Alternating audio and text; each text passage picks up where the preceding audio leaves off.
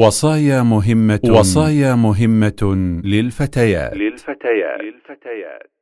وقضى ربك ألا تعبدوا إلا إياه وبالوالدين إحسانا إما يبلغن عندك الكبر أحدهما أو كلاهما فلا تقل لهما أف ولا تنهرهما وقل لهما قولا كريما واخفض لهما جناح الذل من الرحمة وقل رب ارحمهما كما ربياني صغيرا.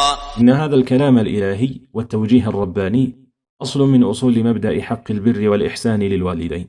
فالوالدان على اسمهما والدان. جسمك أيتها المسلمة ما نبت إلا من لحم الأم ودمها، وغذاؤك أيتها المسلمة ما هو إلا من نفقة الأب وكده وكسبه، ومثلها أخلاقك بل حتى دينك أيام الصغر ما هي إلا من تربية الوالدين. والإسلام جاء بالحق والعدل، ومن العدل رد الإحسان بالإحسان، وهل جزاء الإحسان إلا الإحسان؟ وإن أعظم إحسان نالك أيتها المسلمة بعد إحسان ربك لك هو إحسان الوالدين لك في الصغر خاصة وبقية العمر عامة.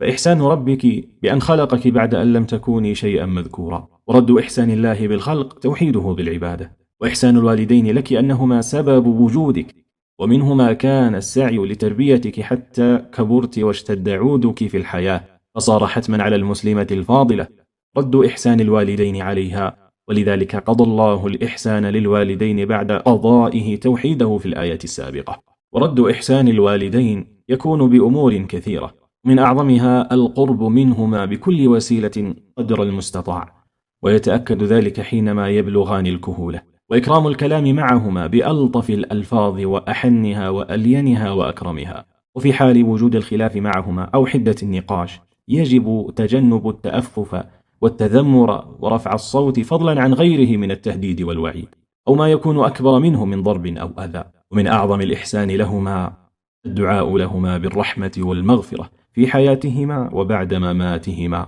وختاما، اعلمي أيتها المسلمة الشريفة أن العزة محمودة في الإسلام، والتذلل لغير الله تعالى مذموم في الإسلام إلا مع الوالدين، فإنه من الإحسان الذي أمر الله به.